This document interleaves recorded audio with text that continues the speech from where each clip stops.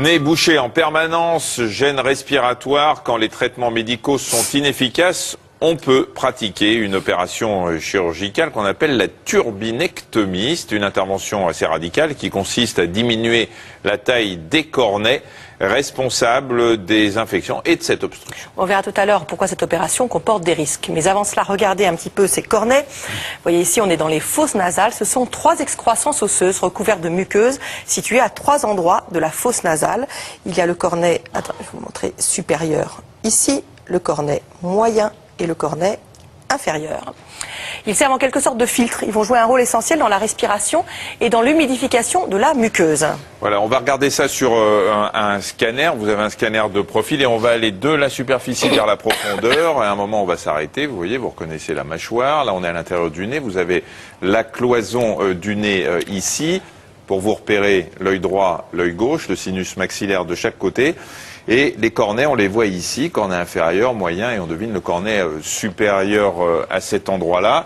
Alors, lors d'infections chroniques du nez, eh bien, ces cornets peuvent gonfler, c'est ce qui gêne la respiration. D'ailleurs, quand vous avez un rhume banal, hein, même sans avoir une obstruction chronique, c'est parce que ces cornets se mettent à gonfler et à sécréter que vous ne pouvez plus respirer par le nez.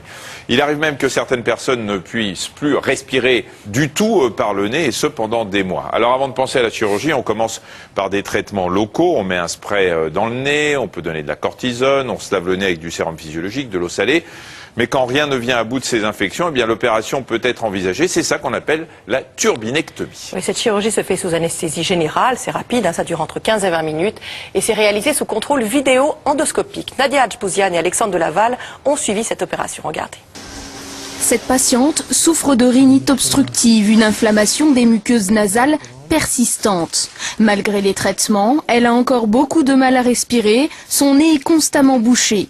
Ultime solution, la turbinectomie, une intervention qui consiste à retirer partiellement les cornets inférieurs du nez. Et on voit ici le cornet inférieur.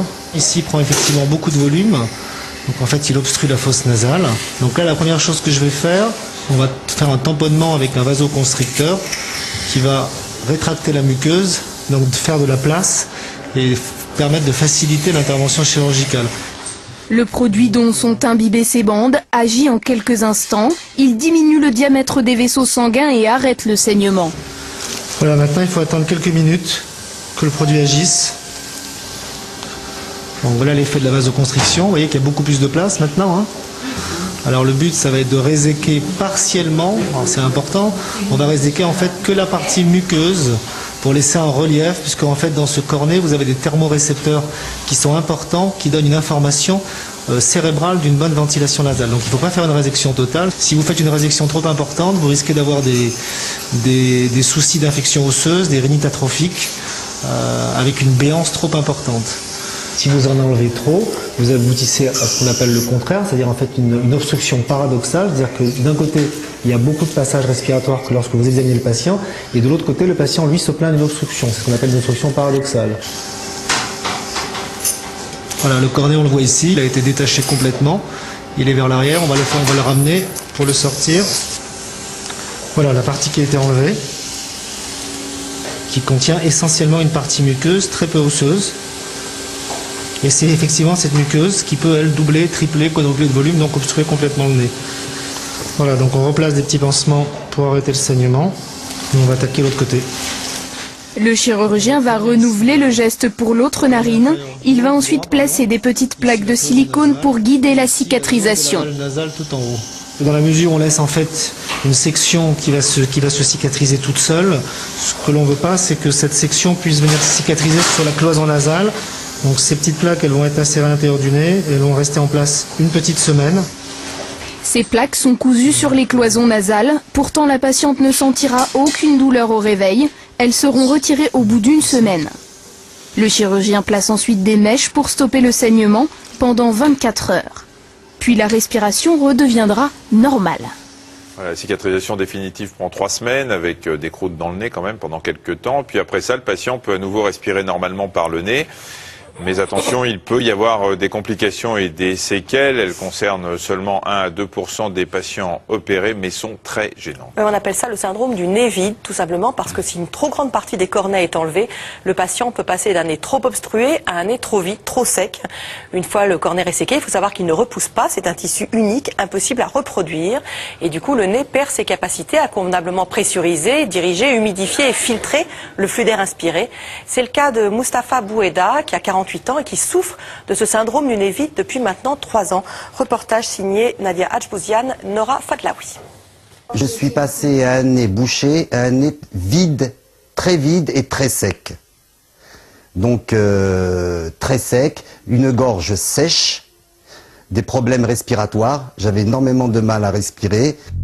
Pour Moustapha Boueda, les symptômes ont commencé environ 6 mois après l'opération. J'ai eu beaucoup de migraines, des sécrétions le matin, donc je crache énormément. La fatigue, une horreur. Une horreur la fatigue, mais très très fatigué. Au moindre effort essoufflé. Enfin vraiment un état horrible. Hein. J'ai retravaillé depuis l'opération, et je me suis pouvais plus suivre quoi.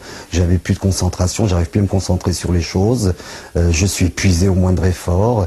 J'ai toujours ces brûlures nasales au quotidien. Donc en plus c'était un métier commercial. Alors imaginez avoir des clients en face de vous et être concentré sur le problème, ce qui n'est pas possible. Et puis voilà quoi. Puis je me suis aperçu que ça devenait de plus en plus difficile. Et puis j'ai arrêté quoi. Et depuis je ne travaille plus. Hein. Depuis je ne travaille plus. Alors on survit, on va dire ça comme ça. Depuis l'intervention il y a 3 ans, Moustapha ne peut plus dormir sans cette machine qui lui permet de respirer un peu mieux pendant son sommeil. C'est sa femme qui l'aide à la mettre tous les soirs et c'est la famille tout entière qui pâtit de son état dépressif. Mon mari, moi je l'ai vu, on va dire, décliner. C'est un homme heureux, c'est un homme qui aimait recevoir. À l'heure actuelle, on ne reçoit plus, on ne sort plus, on ne part pas en vacances. Il est colérique, aigri. C'est vraiment difficile et c'est même difficile aussi pour les enfants. Dès l'apparition des symptômes, il a consulté plusieurs médecins. Une opération a même été tentée sans succès. Aujourd'hui, Moustapha sait que la médecine n'a aucune solution à lui offrir. C'était une opération qui était pas à faire. Compte tenu, moi mon problème c'est que je ne connaissais pas les effets, je ne connaissais pas les fonctions des cornets. C'est vrai qu'on a appris ça après coup. Je me suis rendu compte que les cornets c'était quand même le filtre. C'est un filtre en fait, c'est un humidificateur. C'est ce qui filtre l'air que vous respirez, qui la réchauffe et qui l'envoie dans le corps. Donc c'est vrai à partir de là, quand on n'a plus cet organe, c'est plus possible de vivre. Oui, puis attention parce que certains chirurgiens proposent des sortes de petits bâtonnets qu'on met dans le nez pour remplacer les cornets qu'on a enlevés en cas de syndrome du nez vide. Rien ne prouve, en tout cas scientifiquement, que ce soit efficace. Pour plus d'informations, vous pouvez consulter le site de l'association du syndrome du nez vide, www.syndromedunezvide.org. C'est la fin de ce dossier, on va retrouver notre invité.